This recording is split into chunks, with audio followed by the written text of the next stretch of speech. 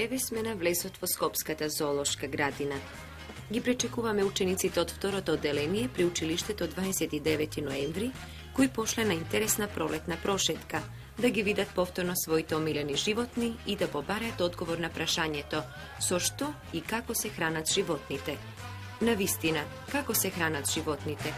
Нашата љубопитна камера ќе ви помогне да дознаете вам, малички пријатели, крај екранот, како и на вашите другарчиња второодделенци кои веќе брзат кон магазинот.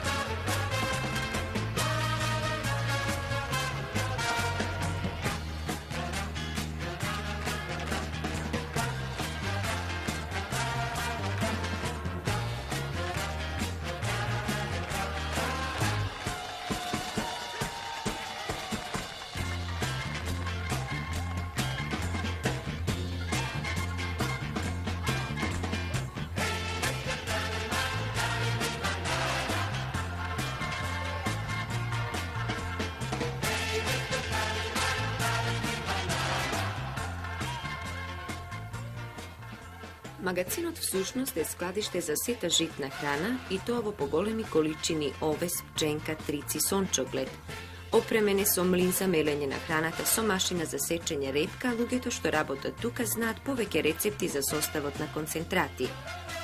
Пред магазинот се наредени повеќе метални кофи, на секоја има надпис. Зашто? Разни животни од редот на преживарите се љубители на разни концентрати и важно е секој да ја добие својата храна, вкусно подготвена и во доволни количини. А количините не се мали. Например, дневниот оброк на еден слон изнесува околу 20 кг храна, нилскиот коњ добива 14 кг и така натаму.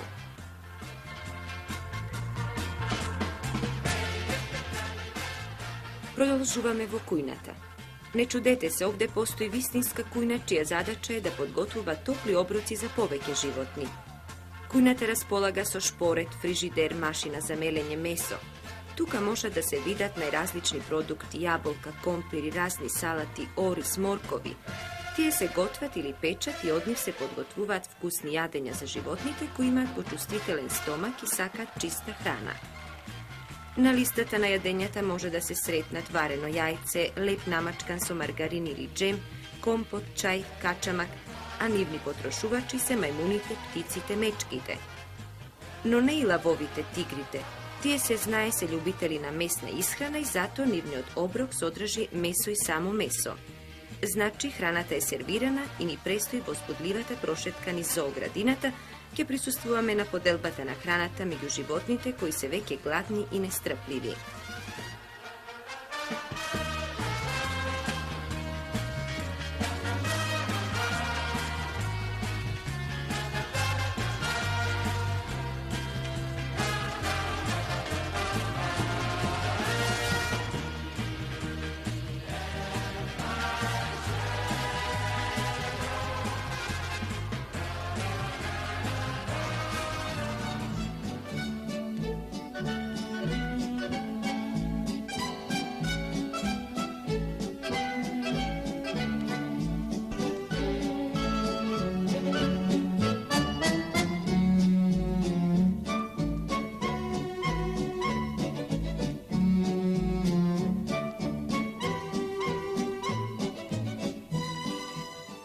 Чуварите слободно влегуваат во некои кафези и живеалишта кои се населени со животни што важат како безопасни. Но кај ѕверовите случајот е поинаков. Тие со железен колец им го додаваат месото на лавовите и тигрите, држејќи се при тоа на доволно растојание од железната ограда на кафезот и широките челусти. Дневно секој лав добива од 8 до 10 кг свежо месо, тигарот исто толку, јагуарот има нешто помал апетит и неговиот ручек содржи 5 кг месо, пумите добиваат од 2 до 3 кг и така натаму.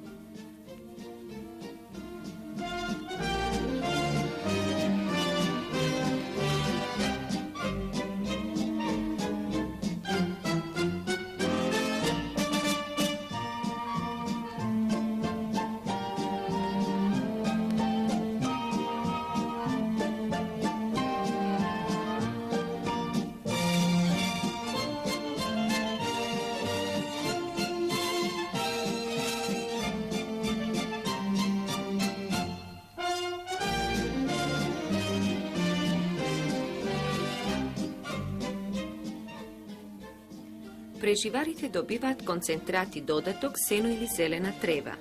Количините овде се различни зависно од видот на животното, елени, зебри, бизони. Слонот добива количински најобилна храна 20 кг, а во нив има 5 кг моркови, исто толку јаболка, 5 кг варени компири, 4 кг леп, варен ориз, сено, гранчиња од некое багремово или друго дрвце, чоколада, наполитанки. Мајмуните наутро добиваат леп со маргарин или джем и многу интересна глетката кога го поземаат и си грицкаат вкусни залаци. Поручекот тие добиваат сутлијаш, а на шимпанзите секојдневно им следува и банани, чај, компот и друго свежо овошје. Понатаму, белите мечки се хранат со риби, водените птици, пеликани, галеби, штркови добиваат посебни концентрати, а мечките качамак, моркови, јаболка, чоколади, наполитанки. Ете, нашата прошетка е при крај. Се надеваме дека ви беше интересна.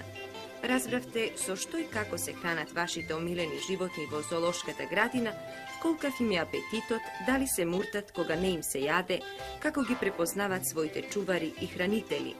Значи, животните секојдневно добиваат здрава, хигиенска и калорична храна и затоа секогаш се подготвени за средби со посетителите на зоолошката градина, љубопитно дзиркате и вие во нив и тие во вас.